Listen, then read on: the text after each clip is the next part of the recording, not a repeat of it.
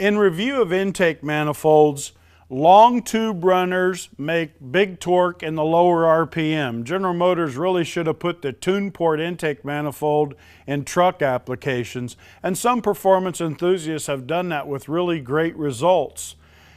The manufacturers know that there's limitations when you go with a long tube runner, that you're going to build up torque early, but you're going to give up horsepower in the higher RPM. There is a way around it.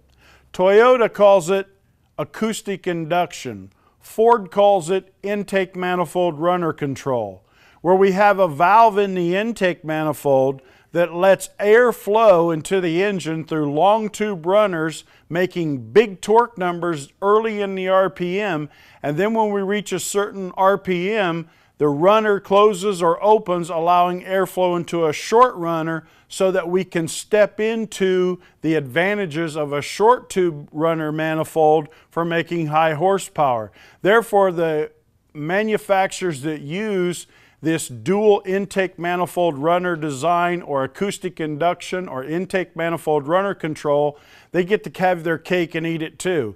They've got an engine that can produce good torque numbers, and then at a certain RPM, either through an electronic valve or an air-controlled valve, they open up and change the length of the induction runners, providing a higher horsepower climb.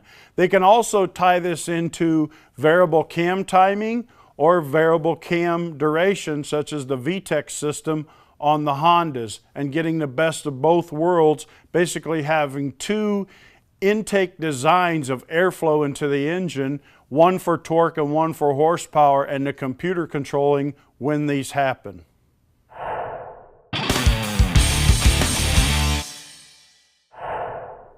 The ultimate improvement you can do to airflow on your hot rod fuel injected engine would be a cylinder head and camshaft performance package. I highly recommend you go with a manufacturer that has a package in which they've matched a camshaft and a high performance cylinder head. When you're shopping for cylinder heads, there's some things to consider, or some points I'd like to go over. When you're comparing cylinder head flow numbers, you might be intrigued to look at the max flow number. Remember, when the valve opens, it is going to pass through the low lift numbers twice to get to the high lift number once. So the numbers under the curve are just as important to the total flow. So what you want to look at is the flow average of the cylinder head. And when you're comparing cylinder heads, look at not only the flow, but what flow are they getting from the port size. You want maximum flow from the smallest port size. That's going to give you the maximum amount of velocity, and remember to look at the flow number average. Also, if you're doing your own port work, which some enthusiasts will do, if you're working on a late model fuel injected engines in which the manufacturer has developed swirl and tumble, do not be coaxed into removing those little bumps and curves in there, as they help increase swirl and tumble. That really maximizes velocity and also will help your fuel economy on your fuel injected hot rod. The higher the efficiency of the cylinder head, the lower ignition timing the engine management system and the engine is going to want. Years ago, the old small block Chevy camel hump heads liked about 38 degrees of timing.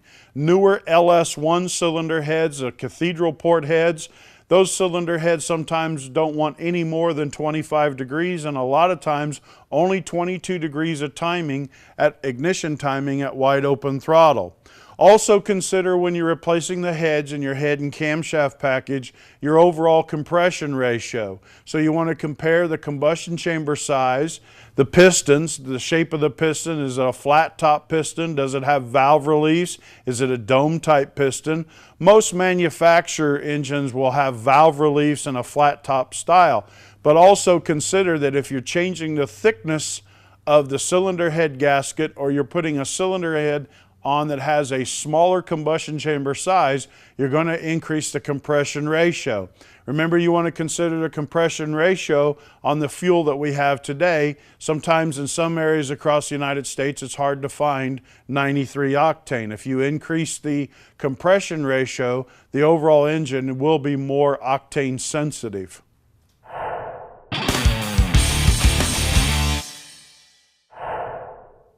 I'd like to give you some tips when picking a camshaft for your fuel-injected hot rod engine. The different camshaft types, we can have a flat tappet hydraulic, a roller tappet hydraulic, and then a full roller mechanical.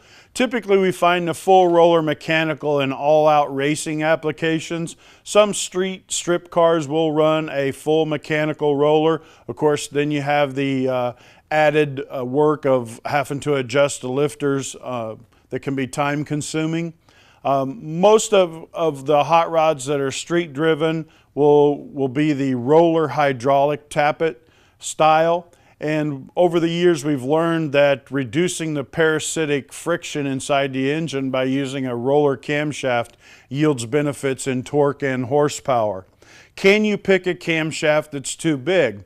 Well, as we stated earlier, if we're using a high-performance camshaft in a speed density fuel injection system, it's a little tougher to build the volumetric efficiency table in the programming because engine vacuum is going to drop. The map sensor is going to interpret that as load and you're going to run rich. So you have to lean the VE tables down low at idle, then build them back up, and then also increase the efficiency from about 2,000 RPM on, because obviously the camshaft should be increasing the breathing and airflow into the engine. Now, in a mass airflow, it's a little more forgiving because as the airflow changes, the mass airflow sensor is going to pick that up and the computer is going to adjust the fuel accordingly. You can still go too big of a camshaft on a volumetric fuel injection system with a mass airflow sensor.